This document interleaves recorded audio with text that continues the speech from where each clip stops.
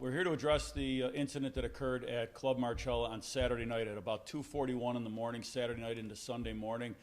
Buffalo police officers responded to a call of a person shot.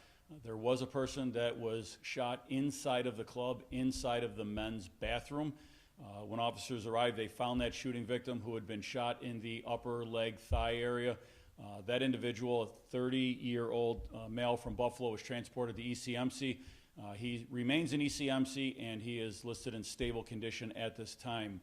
Investigation commenced immediately with our gun violence unit detectives and our patrol officers. This morning, 2 individuals were taken into custody at 2 different locations at 2 different times. Our Buffalo Police Intelligence Unit detectives, along with the Special Investigations Division of the Buffalo Police Department, were working on this case, and we're able to take 2 individuals in custody. The district attorney will get into those individuals and the charges that they face. This is an ongoing investigation. We expect more arrests to follow. I'll let the district attorney at this point address that, and then I know there's going to be more related to the closure, so we'll get into the arrests, and then I'll come back and I'll deal with the incidents of the closing. Thank you, Commissioner. So 20-year-old Yeramel Benitez, Yeramell, last name Benitez, Benitez, 20 years old, from the city of Buffalo, was arrested and arraigned this afternoon on 1 count of gang assault in the first degree. That is a Class B felony. The second individual that the Commissioner alluded to, 29-year-old Ramon Lopez, R-A-M-O-N, Lopez, L-O-P-E-Z. Mr. Lopez was also arrested for gang assault in the first degree. He was just recently booked and processed, and his arraignment will not be this afternoon. It'll be tomorrow morning. Mr. Benitez's felony hearing is on December 8th. He's been held without bail. Like I said, they are both Class B violent felonies. As the Commissioner stated, this is an ongoing investigation. There is a possibility not only for others to be arrested, but there's also a possibility for additional charges to be levied as well. Right now, we got 1 count of a violent B felony. That's enough to hold both these 2 people. I won't presuppose Mr. Lopez getting held, but I will obviously be asking for remand tomorrow morning when he is arraigned. And so the investigation continues. Like the Commissioner said, the allegation is a gunshot along with a beating that occurred allegedly inside the bathroom of Club Marcella on Saturday evening, Sunday morning. This is the violence that has occurred at Club Marcella, in my opinion, has gotten out of hand. I totally support the Commissioner in what he did by executing his lawful duties to close down this establishment. I do not think that it should have happened earlier.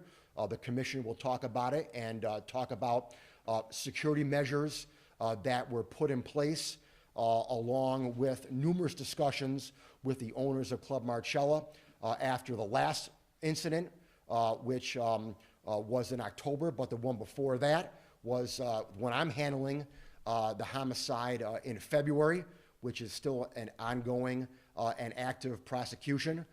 So I want to make it clear that I support the Commissioner 100% as to what he did, and I will continue to support him in any decision that he makes in the future regarding this establishment. Thanks. I want to add one more thing to this, that as far as the victim suspects, we believe they are known to each other and that this was a targeted incident. This was not random. This was a targeted shooting. That's the evidence that we have at this point. With reference to closing the club, Sunday at about 5 o'clock, Sunday afternoon about 5 o'clock, and we had spent the day preparing what we needed to do to get this establishment closed. When I was made aware of this, we already got the wheels in motion. So in order for me to exercise the authority under the city charter to close an establishment that serves alcohol, it's called a peace and good order closure. We have done this numerous times in the city. We don't like doing it. We don't like to affect businesses. We want the businesses to thrive, but they have a responsibility to operate a safe establishment for the customers that attend these. I will say this about the ownership. They are very involved. They are very involved with the district chief. They are very involved in meetings. They are involved with, when it comes to security measures. This is not a lapse on the part of the ownership of this particular club. However, there has to be a change. Something has to be changed. They have an extensive camera system. They have an extensive security plan. They have other technology, but there is a security lapse. Something is happening when guns are getting into the clubs. Not only are they getting into the clubs, but they're obviously being used. This is the second time a shooting has occurred inside the club. The other incident that the district attorney brought up, the fatal shooting, was back on February 12th. 3 people were shot, including a security guard of the club, 1 fatally. A gun got into the club. We believe we know how that got in. That'll be presented in court. They have metal detectors, both fixed and handheld metal detectors. How are these guns getting into the club? Where is the deficiency in the security? Where is the lapse? Based on the number of violent incidents that have occurred, we have 3 shootings that occurred on property, 2 inside the club itself. There was a shooting a few months ago in October across the street. We strongly believe, have evidence that these individuals were patrons of that club when there were 2 individuals that were shot across the street. We also have 45 total calls for service this year, including 14 assaults and 8 threat calls or threats in progress. We worked with the club after the fatal shooting back in February. A lot of communication between the police department and the club. We worked with them to fine-tune some of their protocols. Some of the issues related around the club that we believe was the lapse in how that gun got into the establishment. They took a proactive approach. Club Marcella back then voluntarily decided to close at 2 a.m. That was not an order. I did not close them. I did not use the peace and good order closure because we want to work with establishments. They did that. At some point along the way, they went back to a later closing. We were not consulted on that. They went back to a later closing. This shooting happened at, I said, about 2:40 in the morning. So now I have the responsibility not only to the people in that immediate area, the businesses, the people that are driving by. I have a responsibility, and the place is now closed. Permits and Inspections Department of the City of Buffalo has subsequently issued a secondary closure order in violation of other city permits and inspections violations. The club is entitled to a hearing within 60 days where they will come before the Department of Permits Inspections, and the police department will be involved in that process, and then we will work with them to determine whether or not they can and will reopen and under what conditions they will reopen. So with that, we'll take any questions. We're hearing from the owners that they're saying there's a possible ghost gun involved. Can you talk about that? So I want to clear up any misunderstandings or miscommunications about that. Right now, I'm not going to say whether or not a ghost gun was involved, but I think the presumption here is that if it were a ghost gun, it would defeat the metal detectors, and that is wholly, in fact, false. Ghost guns have a polymer lower hand grip, if you will. The slide, the top part of a ghost gun, is still metal. The bullets are metal. All of the components of that will still trigger a metal detector. So whether a ghost gun is involved or not, that's irrelevant to the technology that they have in place, the metal detectors. Again, clearly there was a failure in the security somewhere along the line that allowed that gun to get inside. Why was now the time to issue this closure and not these 3 other incidents in or around the club? So in order to do a peace and good order closure, you can have a shooting in a bar. Again, it has to be a liquor establishment. You can have a shooting in a bar. One incident does not meet the criteria for closure. You really need, by this statute, by city charter, you need a series of events. You have to have multiple acts, basically, of violent crime in order for us to come in and forcibly shut you down. It doesn't mean that we won't get involved, and we do quite frequently, even with other bars that may have one too many fights, may have some other incidents. We don't wait for this to get involved. We have had extensive conversations. As I said, the ownership of Club Marcella is very involved. They're very involved with our district chief. They always have been. This goes back 25 plus years since they've moved a year and a half ago to the Michigan location. They worked collaboratively with the Buffalo Police Department. So there is enough at this point. I'm not going to wait for another shooting. We worked with them. We went through some of the previous issues. Clearly it's not enough. Clearly it's not working. There is an issue with the clientele that's going there. Clearly people are coming in that have gang ties and are bringing weapons into the club. These are the two incidents where guns were fired, were used. How many other guns have gotten into the establishment where it didn't lead to that? So this was the time. Do you think it was a safe option too, to close, especially during the holidays, given that people coming into clubs could speak? That's really irrelevant to when a decision is made to close a club. The timing doesn't matter. We had a shooting Saturday night. It was closed by Sunday evening. So does that mean it can't open for another 60 days, or like what happened? I don't want to speak for permits and inspections, but I'll speak for permits and inspections.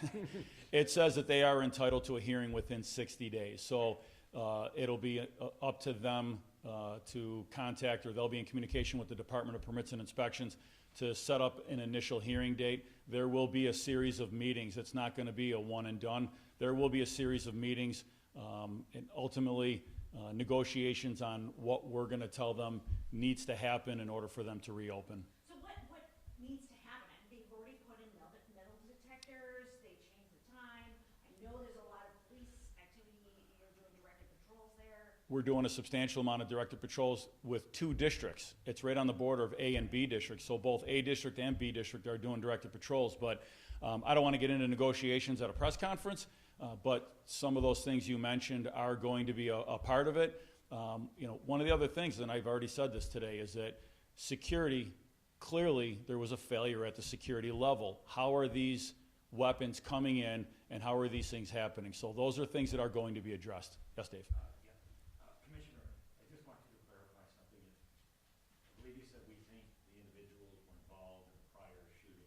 Are you saying that either Benitez or Lopez or both of them were involved in a prior shooting, or no? No, that must have been a misunderstanding. We did not say that they were involved in a prior shooting. I was talking, or either John or I were discussing prior shootings that occurred there. There was no allegation that these two were involved in any of the prior incidents that occurred at the club. Anyone else?